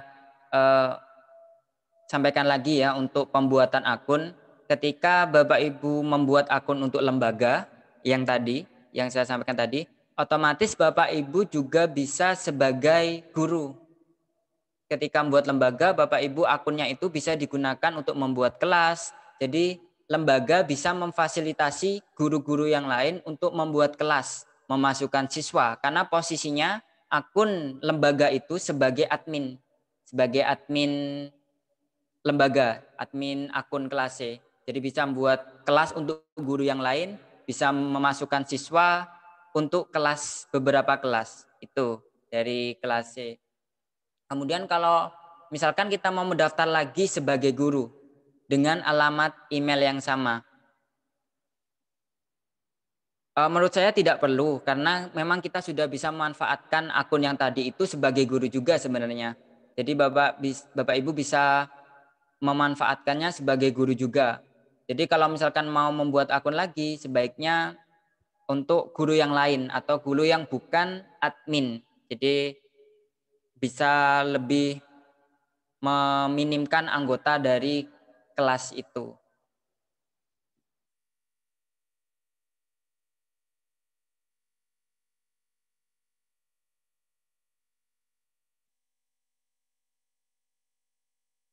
Mungkin itu nggih Pak Randy. Oh, ada lagi yang terakhir dari Ibu Hasna nggih. Seberapa besar beban HP atau laptop untuk menginstal kelas C? Ibu Hasna, untuk kelas C ini karena sistemnya ini web, jadi kita harus terkoneksi dengan internet. Jadi kita tidak perlu menginstal aplikasi apapun. Tidak perlu menginstal kelas C juga. Karena kelas C ini sistemnya web. Learning management system yang berbasis web. Jadi tidak perlu menginstal aplikasi, hanya perlu Google Chrome atau aplikasi yang lain untuk membuka Google, kemudian ketikkan saja www.kelase.com, otomatis Bapak Ibu sudah bisa menggunakan Kelase, jadi tidak perlu menginstal. Bisa menggunakan dengan HP maupun laptop. Untuk seberapa besar beban, saya rasa ini tergantung ya Pak Ibu. Besar beban ini tergantung bagaimana kita mengisi konten yang ada di kelas tersebut. Kalau misalkan kontennya banyak, kelasnya banyak, otomatis bebannya semakin besar. Kalau sedikit kelas, begitu bebannya juga akan sedikit. Jadi seperti itu. Mungkin itu Pak Randi, saya menjawab yang ada di kolom ini. Sebenarnya ada pertanyaan dari Google Classroom juga ini, untuk Google Classroom. Monggo. Baik, sambil menunggu Pak Nanang online karena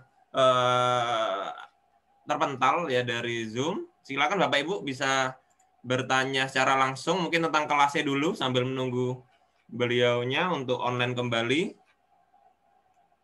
Silakan bisa tulis di kolom chat tentang kelasnya atau mungkin permasalahan Bapak Ibu di kelas tentang mengenai pembelajaran online ya, pembelajaran online. Mungkin bisa sambil curhat, boleh silakan, boleh. Kalau ingin bertanya secara interaktif bisa tulis di tulis kolom chat ingin bertanya secara langsung atau klik raise hand, nanti kami akan buka mikrofonnya.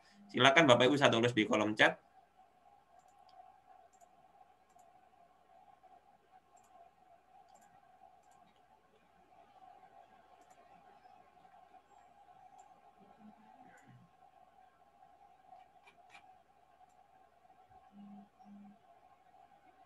Ya, sebentar masih kami hubungkan dengan Pak Nanang. Silakan mungkin Pak Lendi sambil kalau ada pertanyaan langsung dijawab saja sebentar. Iya Pak Randi. Masih saya scroll ke atas nih untuk pertanyaan yang sebelumnya.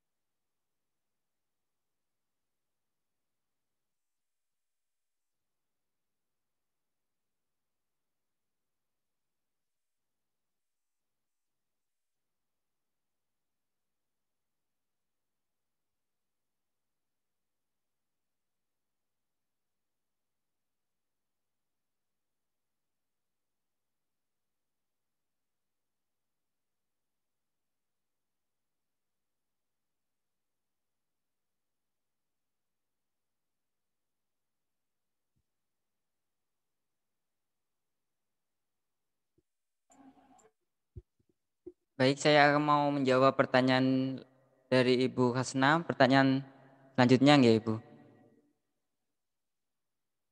Untuk lembaga, karena saya pengawas sekolah, berarti lembaga bisa nama saya dan guru bisa kepala sekolah ya Pak? Oh nggih Ibu. Karena Ibu pengawas sekolah nggih, Ibu bisa sebagai pengamat bisa Ibu untuk mendaftar akunnya sebagai pengamat. Jadi kalau di akun yang tadi yang saya jelaskan tadi itu sebagai orang tua. Jadi itu bisa mengamati proses interaksi di kelas, proses diskusi, hasil belajar dari siswa. Itu bisa dilihat jika menggunakan akun pengamat. Namun bisa juga Ibu menggunakan akun guru juga bisa. Nanti Ibu harus memiliki kode akses dari lembaga tersebut.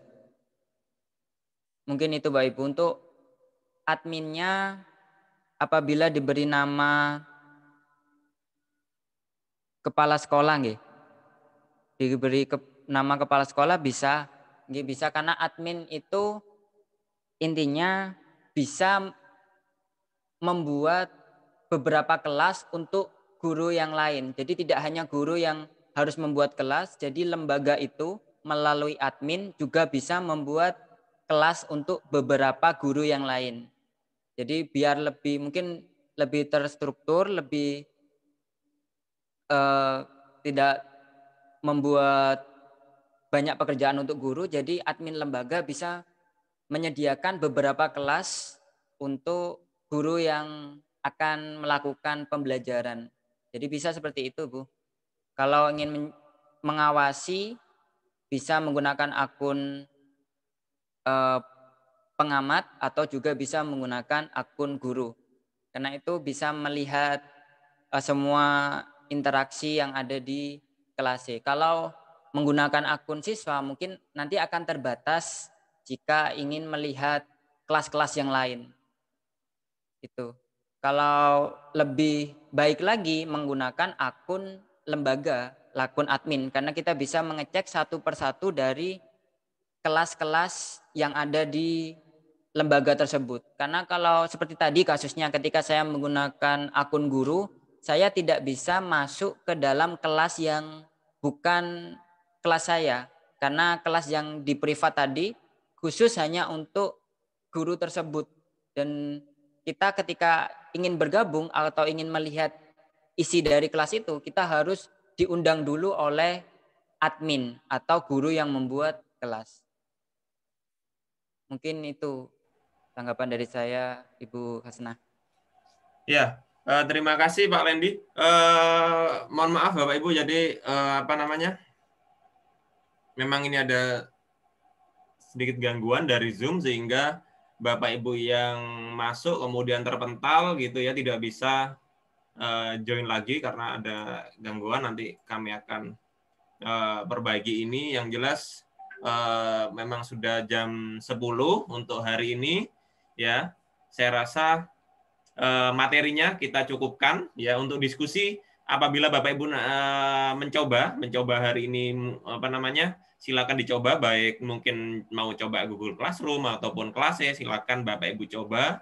Apabila nanti ada permasalahan, nanti langsung ditulis di WhatsApp group gitu ya. WhatsApp group nanti akan dibantu oleh Pak Nanang ataupun Pak Lendi, kesulitannya apa gitu ya. Boleh tentang materi hari ini ataupun permasalahan yang sudah Bapak Ibu pernah alami gitu ya. Ya, mungkin itu dulu karena memang waktunya sudah jam 10 dan terbatas dan memang ada sedikit, mohon maaf ada sedikit gangguan sehingga Bapak Ibu yang mungkin tadi sudah masuk dan terpental kesulitan masuk kembali karena memang ada problem.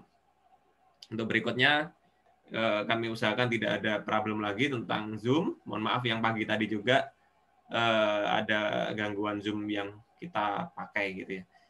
Terima kasih Bapak Ibu, terima kasih Pak Nanang, terima kasih Pak Lendi. Mungkin ada yang ingin bertanya kepada Pak Nanang secara langsung tentang Google Classroom, langsung ditulis di grup WA, nanti akan dibantu menyelesaikan permasalahan tersebut. Untuk materinya kita masih sepertiga bagian, jadi masih sifatnya pengenalan akun, baik guru maupun siswa gitu ya, untuk membuat materi, kemudian menulis bagaimana merancang pembelajarannya, kemudian membuat tugas, membuat kuis, mengupload video dan yang lainnya nanti akan dibahas di pertemuan kedua dan ketiga. Ya, masih ada 2 hari lagi secara Zoom. Baik Bapak Ibu, terima kasih saya ucapkan. Kita jumpa lagi besok malam jam 7 malam gitu ya, dengan suasana biasanya kalau malam lebih santai, Bapak Ibu sambil duduk menyiapkan makanan, camilan, kopi dan yang lainnya sambil diskusi interaktif dan mengikuti materi selanjutnya. Saya mewakili panitia mengucapkan terima kasih kepada pemateri dan juga Bapak Ibu peserta. Saya akhiri. Assalamualaikum warahmatullahi wabarakatuh. Salam Guru Inovatif Indonesia.